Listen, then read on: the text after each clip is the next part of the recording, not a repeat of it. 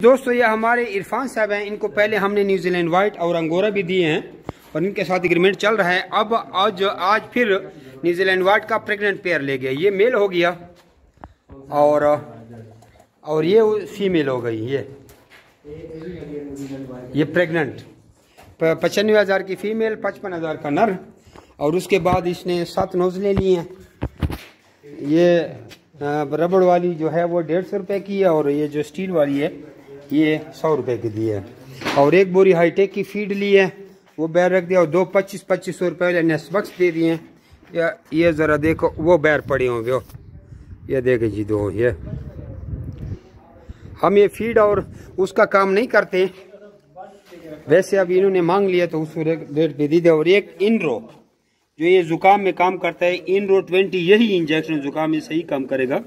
ये इसको हमने दे दिया 1000 रुपये का।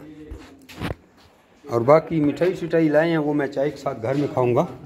और इनके साथ 12 साल का कॉन्ट्रैक्ट हुआ है और बाकी पार्टी आई है, इनको भी अभी डील करते हैं। वो पहले ले गया था ये बंदा, अभी इसको भी ले गया है। अपना नाम और शहर का नाम व्हाट्सअप करके आप सारी मालूमात फ्री में हासिल कर सकते हैं और आपको ट्रेनिंग के ग्रुप में ऐड कर दिया जाएगा। आप अपने कारोबार का आगाज़ कर सके लाखों रुपए माहाना कमा सकते हैं।